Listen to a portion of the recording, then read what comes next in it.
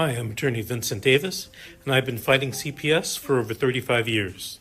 Through my years of experience, I've gained invaluable insights that I'm ready to share with you. If you're a parent or a caregiver or a relative, we need to talk. I'm offering a new opportunity for you to speak with me on a one-on-one basis. Ask me any questions, and I'll provide you with the insight you need to take steps in your CPS case. Members get everything they need to gain confidence and the knowledge that they need to support necessary to truly fight back. And as a special thank you for attending, I have a special offer just for you. Don't miss out, join us, and let's take that next step together. I'll see you at the question and answer event.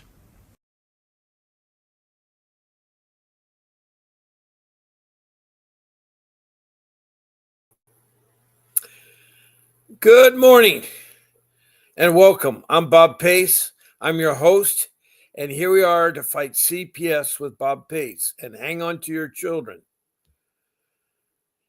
Yes, fighting CPS. I've been doing this now for over a year. There's been over 700 shows I've done. They're all recorded. And I do this twice a day, 7 days a week, Monday through Sunday, holidays included. And as I say, I'm here twice a day. I'm in at 10 o'clock in the morning Pacific Standard Time for 1 hour, and then again at night at 7 p.m. for 1 hour Pacific Standard Time. But you say, wait a minute, it's 9:30. Yes, I come on early today because I had to change because I have a doctor's appointment at 11. I need time to drive there. So the show will end at 10:30 today. And also this Saturday, I'm trying to get they come on at 8 instead of a normal time at 10 because Vincent Davis has a live podcast at 9:30. I don't want to interfere with him. On Sunday, I come in at 8 because I have church to go to. I love going to church and praying to God. It's a simple religion, praying to God and believing in God. Because with him, everything is possible. I pray for all you people that are going through this nightmare that I went through for 5 years. Actually, I went through it for 8 years, 5 years of false allegations, and then 3 years when they stole, yes, they stole, and trafficked my children into foster care. They alienated my family. They broke up my family. And I know most of you have gone through the same thing, and it's really hard.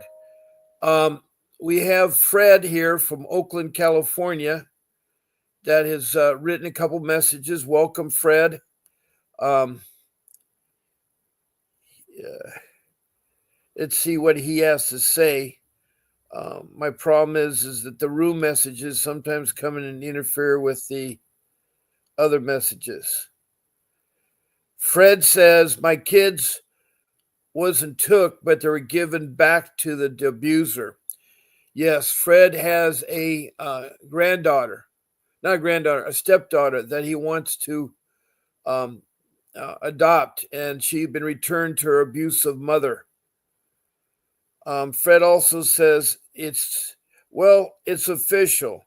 They released my stepdaughter back to the mom who is abusing her for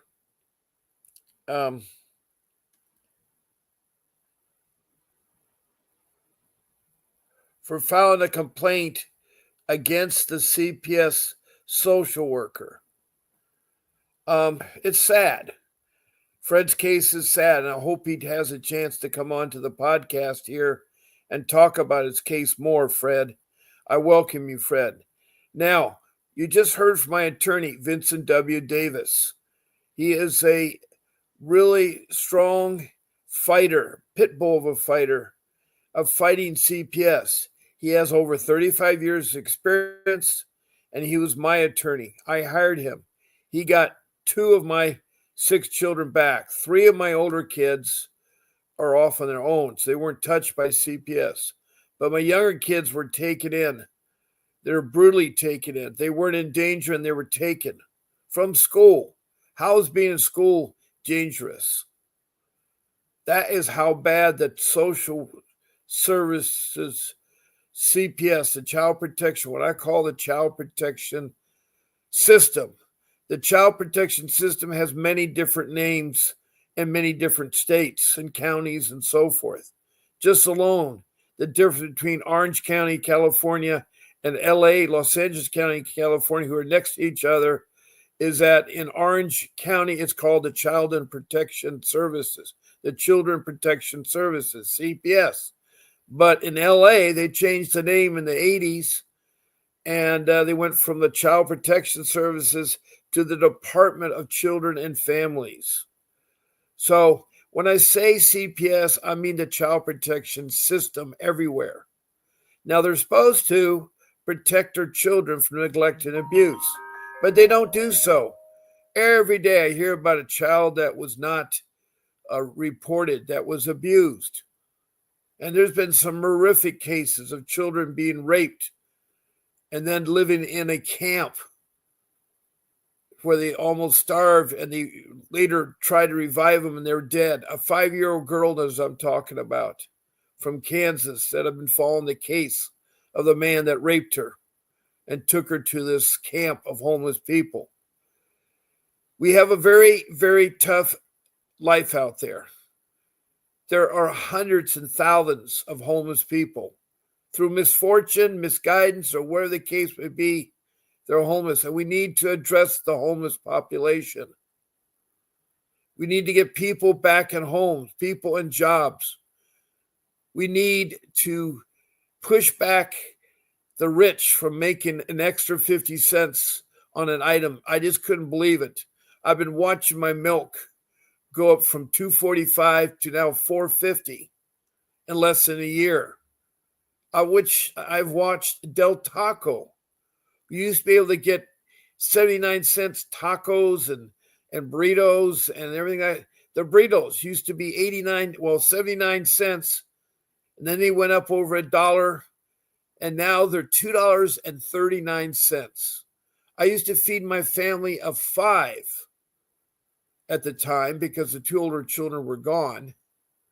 But I had 4 of my 6 children still living with me. Anyway, a family of 5, I used to do that for $10. Now, just 3 people with 4 items each, that's 12 items. It was $30. And that is how bad our thing is there. No wonder people are.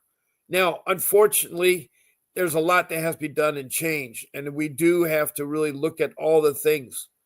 And one of the things is how bad our children are not being protected, that are being abused, that are being taken into foster care. Now, social services is the arm of CPS. When Congress mandated that the arm of social services watch and protect our children from neglect and abuse, they're supposed to, but they're just as corrupt. They're also not only help out families in need, they're supposed to help you with food, shelter, clothing, transportation, educational for your children and yourselves. And then also they're supposed to help out with medical and even, in fact, help you find a job. That's what they're supposed to do. They're not supposed to tear apart families and destroy families. They're also supposed to do family reunification, because the best parents are the biological parents. So if the parents can be patched up or fixed or corrected behaviors done, the kids need to be back there. But that didn't stop. In 1997, President Clinton signed the incentive law, which says basically child protection gets X number of dollars for every child they put in foster care. So the reunification has been on the back burner. Also, Child Protection Services found an easy way to make money. And I'm telling you, they make trillions of dollars a year. The government pays out trillions of dollars to the child protection system. Trillion, not billion, not million, trillion. It's outrageous. I know when my 3 kids were in foster care, the CPS in Orange County was getting money from the state, who in turn gets it from the federal, of $20,000 per child per month. That's $60,000. And they did that for 3 years. They don't care. And I'm really telling you, emphasize, you got to be careful of these CPS people. Now, Fred further says, I'll come on today. I'm at work. Okay, Fred, you know I'm on tonight. I'll be on tonight at 7 o'clock. So, Fred, I look forward to having you on the podcast and talking. Now, I'm glad all of you have joined me. I know it's early in the morning, but I'm here to help you. There was 2 mothers yesterday that cried their hearts out. Both of them are very young mothers. One of them was molested at age 3. And somehow she is come out and she has her children, but CPS is taking her children from her. What is happening is that we only in our society have 2 classes of people. We are technically a third world country. And you're probably saying, what? Third world countries are people that only have a rich and a poor class. Where's our middle class? Our middle class has become our poor class, and our poor class is starving. You know, poverty for a family of 4 is less than, is like $40,000 a year. How can you live? If you live in California, you're not, I struggle. And I once had a beautiful career job. I lost it through no fault of my own. And I'm trying to get it. That's what was my downfall with CPS. I also acted stupid and not follow my own rules or use the internet or get an attorney. Those were stupid things I did. I paid dearly for it because one of my children is never coming home. And that is the saddest part in your life, to create a child, love a child for 12 years, and then the child never comes home. Now, I know you all are listening, and it's a tearjerker, but I love my children. I'm a professional man. I'm educated. I'm 75 years today as an old dinosaur, but I feel forever young. I feel like I could push for 45.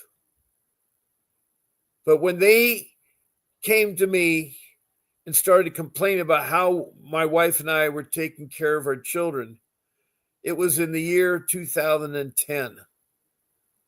I was 60 years old at the time, and I had just lost my job through no fault of my own. I've been working for 45 years up until then. I had a beautiful home, a $2 million home at the beach. And I was making a really nice salary, $250,000 a year. And then I lost the job. And I'm not, but anyway, I thought it'd be easy for me to get a job. But no one wanted to hire someone that was 60 years old, let alone 75. I'm trying to get my career job back now. And it's really hard to get there. I have very little money. Very little money. I make $280 a week. $280 a week. And that's supposed to pay my rent of $3,000, my utilities, and all the necessities, another $1,000. And then you're supposed to pay food. There's no way that I can do that. So I have to go to churches to stand in line to get food. I have to beg people for food for Thanksgiving. I have to beg for help. I have a car that needs a transmission that is like $5,000. Rear brakes that don't work, that's another $1,000. So I know what it is to be poor. I know what it is to be low income.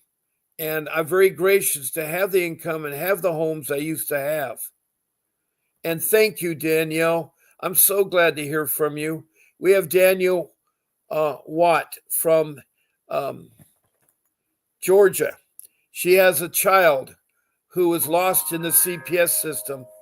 And I don't know the update of her child, but he was lost there, and he was 19 years old, begging to come home to his mom, because when you're 18, you can go home, and she wants to be a guardianship because he's a special needs child. He's a special needs child. And so it's so good to hear from you, Danielle. Thank you, Danielle. I like an update about your son. How's he doing? And thank you for all the hearts and emojis and everything. That's really sweet of you to do that. Thank you. Thank you, Danielle. Now, Fred has something more to say. He's been talking this morning from Oakland, California. He says he's going to come on after work and talk about his case. His case involves a stepdaughter that's being abused by her mom and keeps getting turned back into the stepdaughter. Now, I've been sitting here telling you about my case, and I don't really need to really say anything more. That I did lose one of my 6 children. See, I'm a family of 8, 3 older children and 3 younger children. I have 42 years of marriage experience, 42 years. And that's a lot of years that I have. And I'm a loving father. I'm not an attorney. And I'm here becoming a wise person that had fought CPS for 3 years. Actually, fought him for 8 years. 5 years was the lay people who constantly complained untruths. It was actually my in-laws. They're my in-laws, my wife's mother, father, 3 sisters, and a brother that would call in every week from Ohio to California and say that we weren't taking care of our children. We were neglecting our children. We were abusing our children. We weren't paying the utilities. We weren't feeding the children. Now, you tell me, each of the child had their own bathroom and their own bedroom. They're in a $2 million home a mile from the ocean in a private community with a strong police force and horse trails and parks and everything. They went to 3 beautiful schools. 2 of them were public. In elementary school, they had glass walls so that the principal could walk the halls and see how her teachers were performing. Also, my other child was going to a middle school that's been around for ages with a doctor as a principal. And they're really good teachers and good administrators, and both schools really good. Our third child was in a private school because we wanted the best for him. He was taking STEM classes, a science class, a technology class, an engineering class, and a math class. All 4 years he did that. But he was at high school at the time. He was 15 years old when they abruptly went to the school and forcefully took him into custody. My daughter was at a middle school. They did the same thing.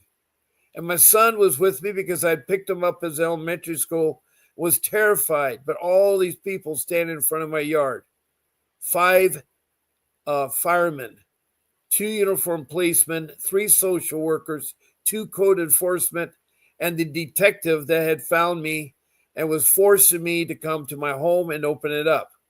I did not know the rule about do not speak to police, do not speak to social workers, do not let them in your home, do not answer the door, do not let them take your children. There's only 3 ways. And it's my rule number 3. They either you give them permission, which I did, not knowing what they were getting into, or they're in extreme danger and they have to come to the room to break up a fight. You and your wife are fighting, you and a neighbor are fighting, their weapons, whatever it is. The children are in danger. Never argue in front of the children. So they took them out of their school because they said they weren't safe there. They were not safe. They did something I did not know the laws. They violated my constitutional and civil rights. They're really notorious about violating your rights and not following the law. The police are nothing more than, muscle man trying to exhibit their force and not even knowing what they're doing with CPS. They think they have to follow the orders of CPS, who is a rogue agency in Orange County, California. CPS wants to take your children because they make money. And I know this from going to the top, to the director, whose own personal office building is 14 stories and looks like the Taj Mahal or the Emerald City of the Wizard of Oz. They do nothing. It goes in one ear, it goes out the other ear. I tell you, it's very corrupt in Orange County as well as LA County and all the other counties in California. California CPS, terrible. The worst state seems to be Kentucky because my good friend Faye is at Kentucky there. Okay. So she has really gone through a lot herself, and I was hoping that she'd be on this morning. I'm so glad to have Fred and Danielle in the room in here. It's nice to see you guys. And also I want to welcome all the other people that are listening in my room here.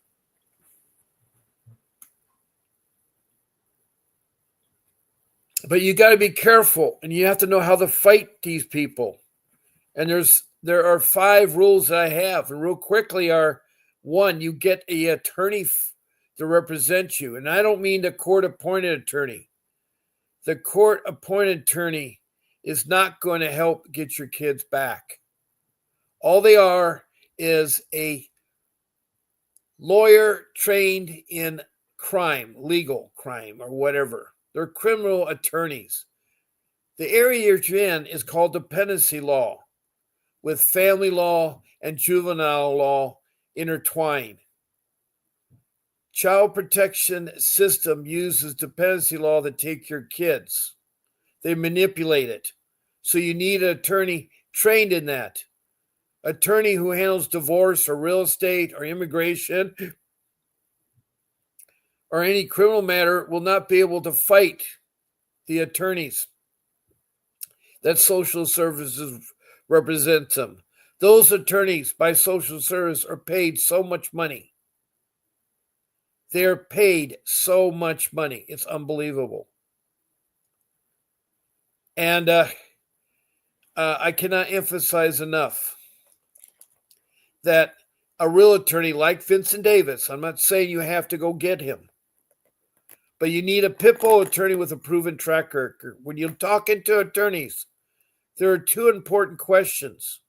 One question is, when you ask the law office or the attorney, are you a family juvenile dependency lawyer who's fought CPS and won cases of getting children back?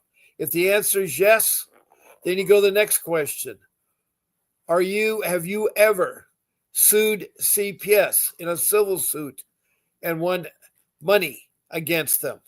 If the answer is yes, you got yourself a great attorney. That attorney will get your kids back. Now, I know it may be expensive. All attorneys are different. They have a fee. It's in their retainer. But Mr. Davis will represent anybody. He'll talk to you about his fees. And he's a fair man on that. He has cases in Orange County and LA County that are near the city where he works out of his Arcadia. He has them in Riverside and San Bernardino, as well as Northern California. He has a case in Oklahoma. He'll go any state. The big difference is when he goes to states, he has per diem that he has to take care of. And that is like a hotel, food and lodging, and then the airfare and the ground transportation. But that's the only additional fees besides his legal fees. And there's lots of ways you can talk to Mr. Davis for free, which I'll tell you in a few minutes here. Right now, if you want to reach Mr. Davis, his law firm number is up. It's 888-6582. That's the law offices. And that's also for all your other legal needs, immigration, real estate, divorce, all those things that are legal matters. He'll have an attorney that'll help you. Make sure when you call in that you say Bob Pace sent you. And whenever you talk to Mr. Davis, tell him that Bob Pace sent you. It's really important he knows that. So I'm telling you, that's the kind of attorney. You're not going to get anywhere with a court-appointed attorney. You know, those attorneys have a caseload of 30 or more clients. They don't have time to fight your case. They don't have the knowledge of dependency, family, juvenile law.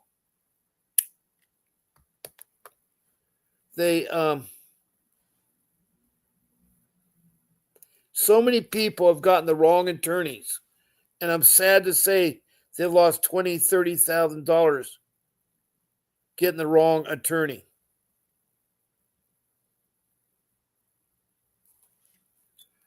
And it's very careful that you get the right attorney, an attorney that will fight for you. Sometimes I think it's better if you fought the case yourself, because at least you can talk to the judge. You see, when you're represented by an attorney, you can't talk to them, the judge. Your attorney has to do the talking. That's the rules of the court. Also, attorney knows a lot more about the court than does than you, because the courts are very, very hard and difficult.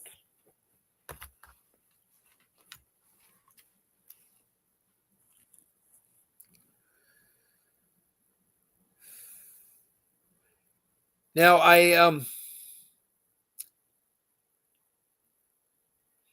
want you to understand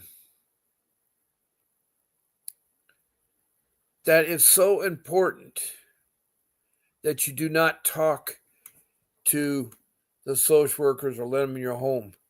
The third way that they can take your child or talk to you is a warrant, which is a court order signed by a judge with the date that is valid, like a weekday date, not a holiday date, and not a weekend, because the courts don't work on it. They will use old warrants. And as you know, each year the days move. So if it's on a holiday or a weekday holiday, you need to say that's not a legitimate document. Further, it's got to be stamped.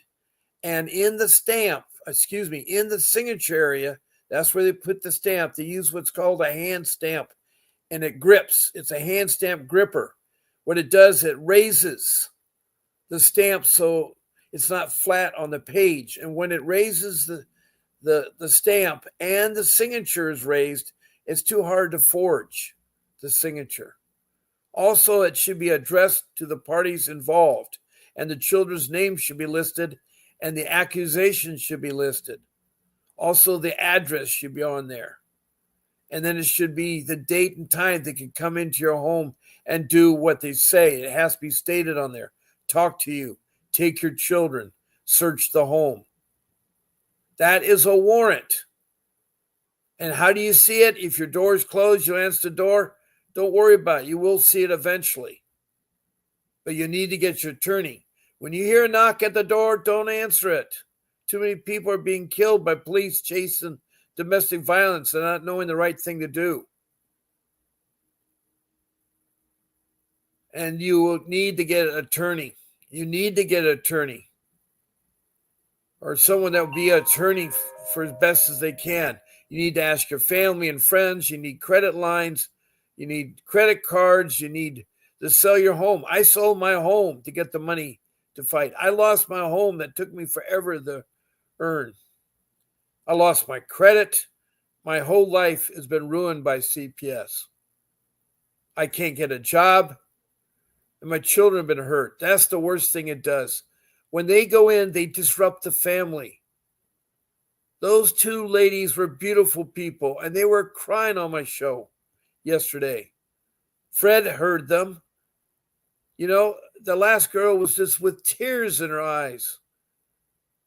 You know, she had been broken up. I mean, her parents did not care. She had a real troubled childhood. And then she tried to have a family, but no one's born with the book that tells you how to raise children or how to fight CPS or how to do your taxes. They don't, you know, those are called life skills. And I really like to see life skills taught at all school levels in the education. They should take it continuously. There are life skills that first grade learn about how to ride a bike, you know, the laws on bike riding, how to be safety, not talking to strangers. There are life skills that need to be given to young children, to middle school children, to high school children about dating, about relationships, about checking accounts and savings accounts.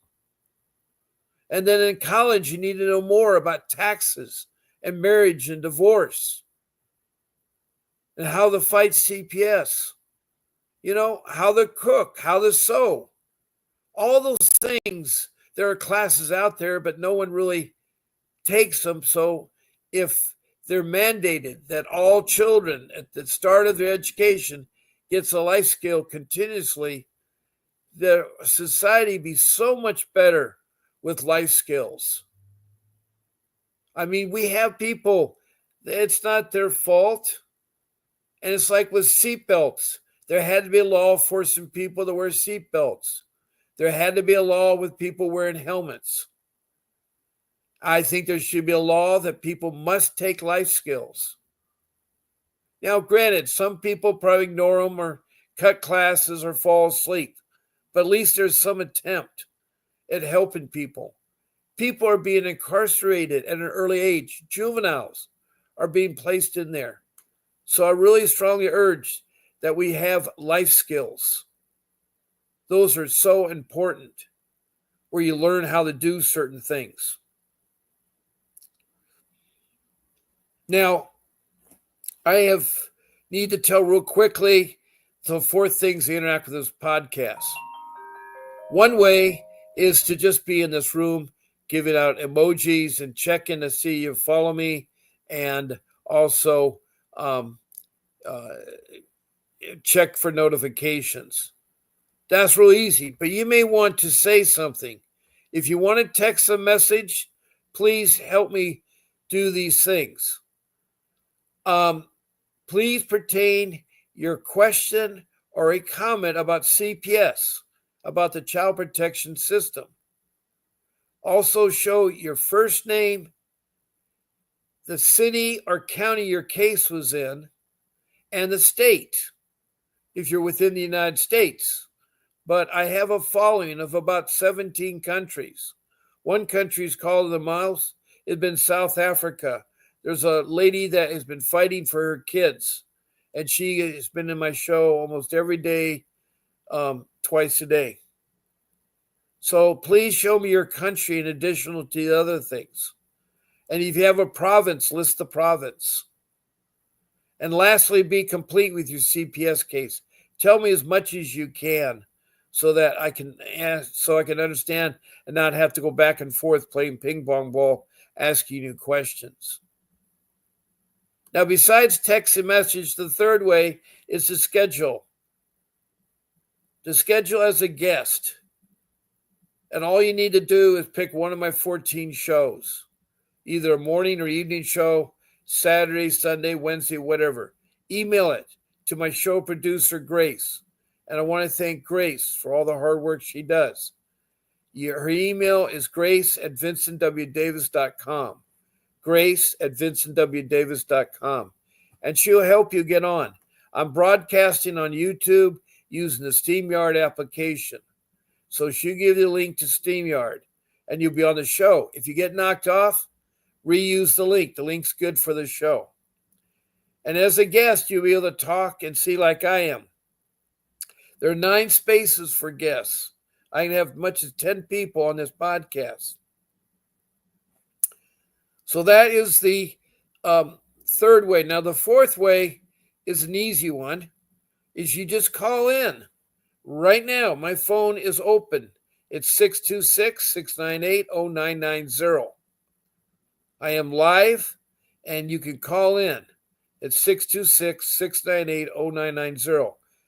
I only take calls during my show time. If you call before my show time or after my show time, I cannot take the call. So please call in. Now, I've told you about the 4 ways of interacting with the podcast. Well, the thing is, if you are a guest on my podcast or call in, you're eligible to receive a free consultation with Mr. Davis on Zoom.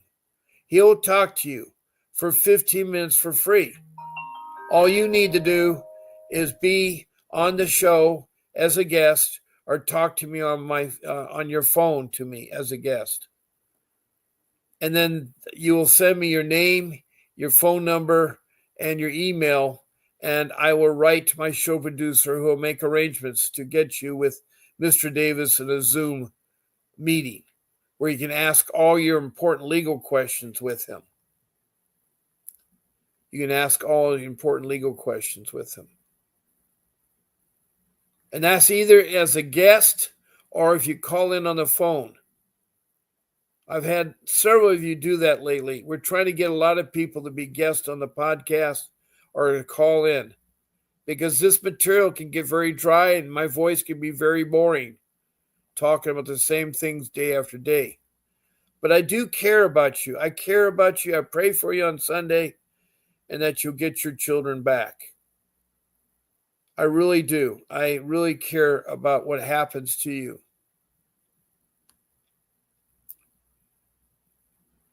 Now, I have about 30 minutes left of the podcast, or a little less than that. I got about 20 minutes left. So please call in. Danielle, I'd love to have an update about your son. And Fred said he'll call later tonight after work. He's from Oakland, California, and Danielle's from Georgia. And so all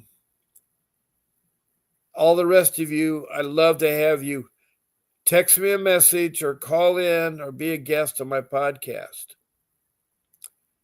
Now, I briefly talked about my 5 rules. That rule number 1 was get an attorney. I have nothing more to say except fighting CPS is like open heart surgery. You're dealing with very complex and crazy people. In fact, you're like Alice in Wonderland. You fall in the rabbit hole, met the Cheshire Cat, and the Cheshire Cat sends you from one room to the next room, and you end up doing nothing. More confusion. So that's what CPS is all about. Their goal is to make money. And the more they have your children into foster care, and the longer, the more money they're going to get per month. Also, there's special needs. They get more money. There's a lot of racketeering going on. If they get you put into foster care right away, you get a bonus. That's not should be how foster care is, because foster care is corrupt. Foster care does not provide the training or they do enough vetting of the individuals, either at the state level or the federal level.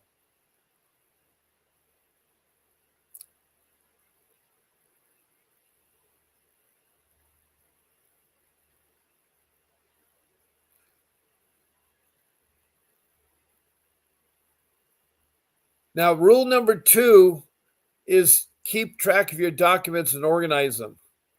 Get yourself a notebook, 3-ring binder, 3 inches thick, and get subject tabs and load it with lots of notebook paper.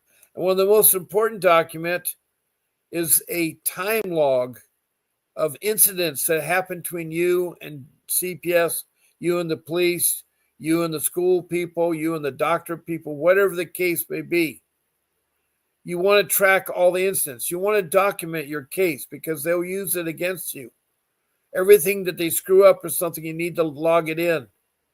And all you do is on the first line, put the date, the time, the people involved, and where it was located, at their office or whatever. If you met with them or you called them, you need to put those information down. The second line is you write a summary of what the incident's about. The third line is you write the results of the incident.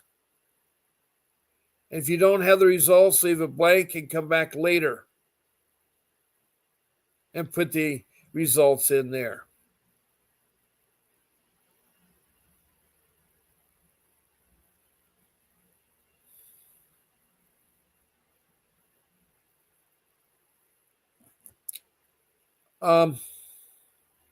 It's kind of slow this morning. It is early. It's not my normal time, and people maybe were confused. I told everybody about it. Fred's at work, and Danielle is fighting demons, I think. I love an update, Danielle, if you get a chance to be on the podcast and talk.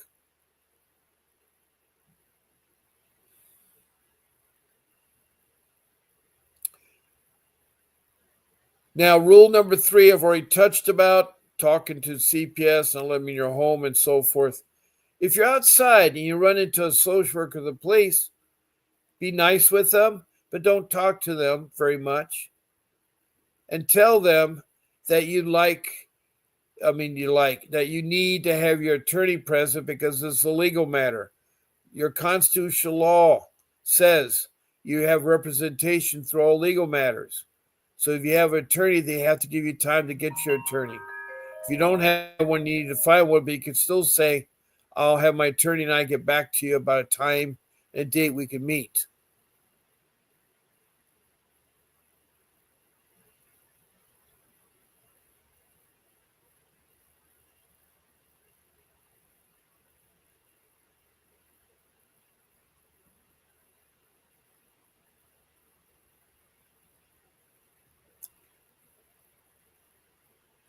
So that'll give you some stalling time to tell the police or social workers that you need an appointment. And whatever you do, do not meet at their office. Do not meet at your home. Meet at a neutral place like Starbucks or McDonald's. And you can record them at public places. So you need to document and record everything that's transpiring. One of the things you cannot forget is medical trafficking. Yes, they are taking our children or babies. Our children, when they're brought into emergency or urgent care, are suddenly taken by these social workers that work there. You got to be a heads up. They cannot take your child unless they have a warrant. Don't give them permission. Don't talk to them.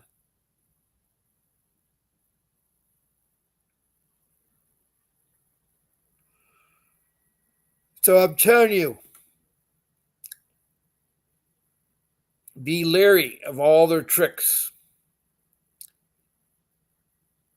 Because they'll try to take you when you're in the hospital. And also, if you're having a baby, they'll try to take it when your baby's born. You either have a track record or you tested positive for drugs. They use them any kind of story that they want to. So be careful with medical trafficking. Having a baby or going to urgent care with your child, so forth. Rule number 4 is to research the internet. Make sure you have a format that you place. It's usually the city. And if it's a small city like Athens, Georgia, you put Athens and Atlanta, Georgia. Then right after that, after the state, you put the letter CPS. And all kinds of stuff will pop up.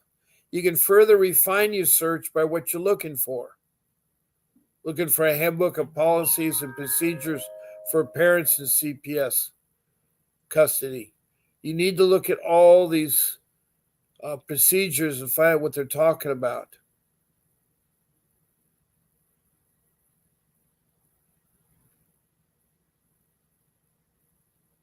And spend at least 60 hours. And then after the state and you put the letter CPS after that, put in what refine your search is. So that's how you do your research, and you'll find everything there is about CPS. And lastly, is you got to gather all your important documents to put them in a folder in an envelope.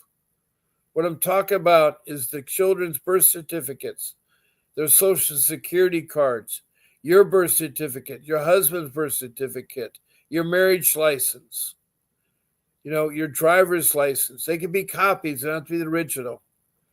But you put that in all the folders there.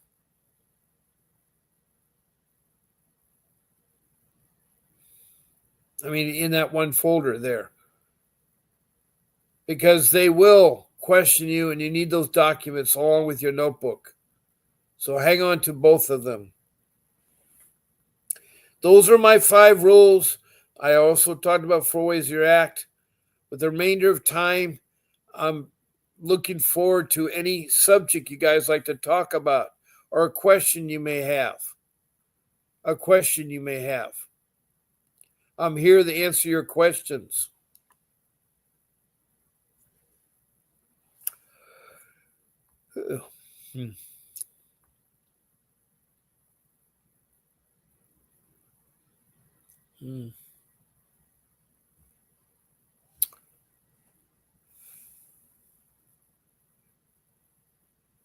Now, my number is 626-698-0990. It's live if you want to call in on it.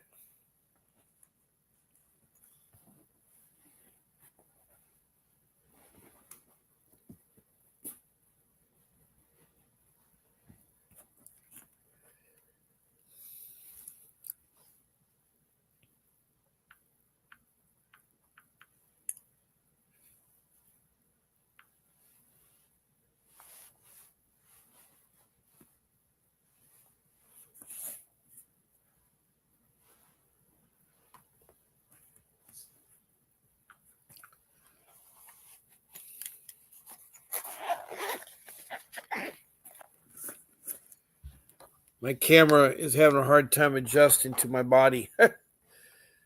Oh boy. Now I'm disappearing. Now I'm okay. You have to sit perfectly still. And it's still, my mouth moves, but it moves so slowly.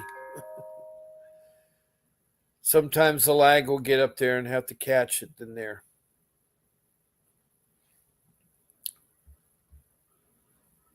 Now, I haven't talked about ICWA in a while. ICWA is the Indian Child Welfare Act that was passed in 1978 that's supposed to protect our Indian children. If you are an indigenous Indian of the first nations, the first immigrants, Native Americans here, and you have at least 25% of Indian blood in you, you need to contact your Indian tribe and make sure you're registered. If you're not registered, you can register yourself. Because CPS is supposed to turn over Indian children that they have in their hands to the tribe, who in turn will put them with one of the Indian families for unification. They're not free game to pick.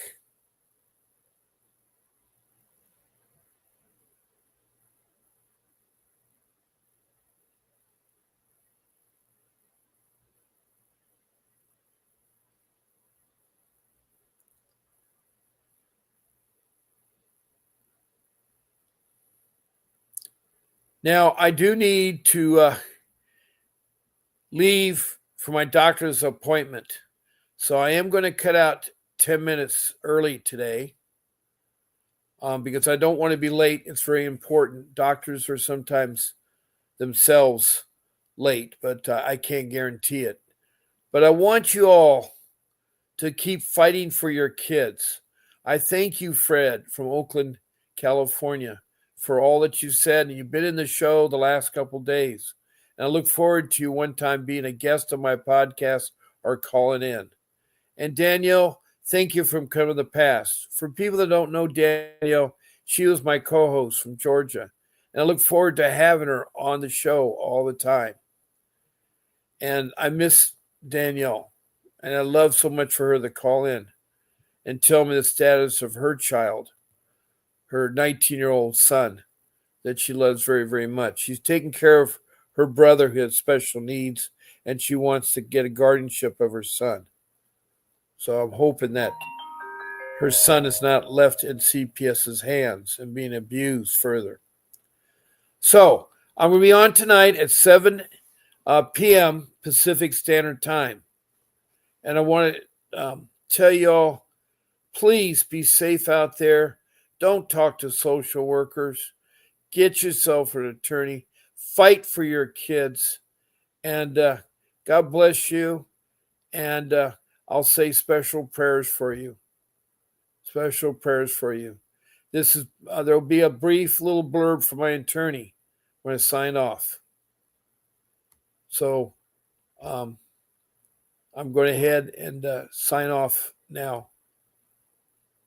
See you tonight. Hi, I'm attorney Vincent Davis, and I've been fighting CPS for over 35 years. Through my years of experience, I've gained invaluable insights that I'm ready to share with you. If you're a parent or a caregiver or a relative, we need to talk. I'm offering a new opportunity for you to speak with me on a one-on-one basis. Ask me any questions, and I'll provide you with the insight you need to take steps in your CPS case. Members get everything they need to gain confidence and the knowledge that they need to support necessary to truly fight back. And as a special thank you for attending, I have a special offer just for you. Don't miss out. Join us, and let's take that next step together. I'll see you at the question and answer event.